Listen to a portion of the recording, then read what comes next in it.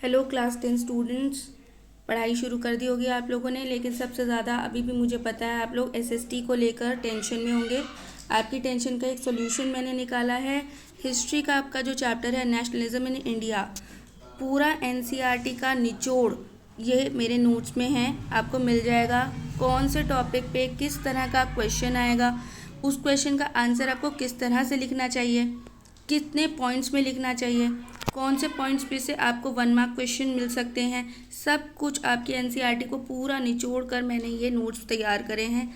अगर आपको ये नोट्स अगर आप पढ़ लेते हैं तो मे भी आपको अपने एग्ज़ाम में बिना किसी टेंशन के आप आंसर लिख पाएंगे। जैसे ये क्वेश्चन है आइडिया ऑफ सत्याग्रह, तो इसमें ये कुछ पॉइंट्स लिखे हैं। Mahatma Gandhi return to India in January 1915, तो 1 मार्क्स में अगर क्वेश्चन आ जाता है कि when did Mahatma Gandhi return to India, और कहाँ से आए थे, वो साउथ अफ्रीका से आए थे। तो उसके नीचे देखिए सेकंड पॉइंट है South Africa, in South Africa he fought racist regime with novel method of mass agitation which is called सत्याग्रह। और सत्याग्रह पे अगर क्वेश्चन आ गया, जैसे आपके 2 मार्क्स क्वेश्चन है कि what is satyagraha, write a note on satyagraha, तो ये सत्याग्रह के ऊपर आपका ये सारा ये पूरा पैराग्राफ है जो मैंने यहाँ लिख दिया है। Mahatma Gandhi believe that dharma of non violence, what is satyagraha. Mahatma Gandhi ने सत्याग्रह को कहाँ कहाँ ऑर्गेनाइज किया था। 3 मार्क्स में ये क्वेश्चन आता ही आता है कि क्या क्या इवेंट्स थे जहाँ पे महात्मा गांधी ने ऑर्गेनाइज किए थे। तो 3 इवेंट्स थे 1917 में, 1917 में अगेन एंड 1918 में। तो ये 3 इवेंट्स को 1 मार्क क्वेश्चन में भी पूछ सकते हैं, 2 मार्क्स क्वेश्चन में भी पूछ सकते हैं। Then we have Rowlatt act. इसके अलावा इन नोट्स में मैंने आपके लिए बहुत सारी पिक्चर क्वेश्चंस भी डिस्कस करे हैं, इंपॉर्टेंट डेट्स भी डिस्कस करी हैं।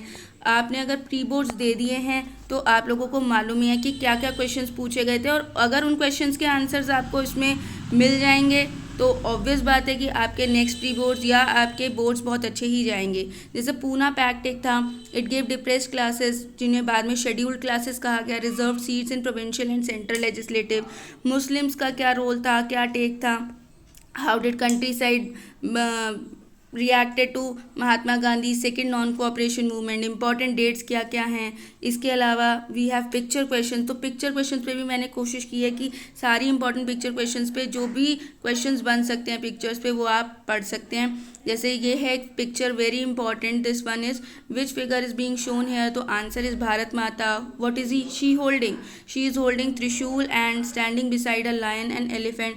What does lion and elephant symbolises, both symbolises power and authority. और यहाँ ये देखिए पिक्चर में भी लिखा है that this picture is in contrast to one painted by Abanindranath Tagore. तो अबेंद्रनाथ टैगोर ने जो पिक्चर क्रिएट की थी ये उसके कॉन्ट्रास्ट में बनाई गई थी। Then we have another Bharat Mata picture which was created by Abanindranath Tagore in 1905। पूरी पिक्चर भी यहाँ पे आपको मिल जाएगी एंड रिलेटेड क्वेश्चंस क्या क्या हो सकते हैं वो मिल जाएंगे। ये दांडी मार्च से रिलेटेड पिक्चर है, इस पे related questions, Chauri Chaura, this is बाल गंगाधर तिलक, जवाहरलाल नेहरू, जलियांवाला बाग मैसेकर। इसके अलावा इसमें मैंने मैप से रिलेटेड जो क्वेश्चन आ सकते हैं, जो जो इम्पोर्टेंट लोकेशंस हैं, या तो वो मार्क करके आएंगे, आपको पूछेंगे कि आइडेंटिफाई करो कौन सी एरिया है, या फिर उससे रिलेटेड आपको मार्क करने के लिए बोला जा सकता है। तो ये सारे इंपॉर्टेंट सेंटर सेक्टर सब बताए गए हैं कि when was Congress session held, where it was held. तो ये देखिए कैलकाटा में सितंबर 1920 में हुआ था, मेड्रॉस में। देन लाहौर सेशन है, Amritsar was the place where Jallianwala Bagh took place. इसका ये क्वेश्चन यहाँ पर है देखिए, एंड आंसर आपको नीचे मैप में मिल जाएगा।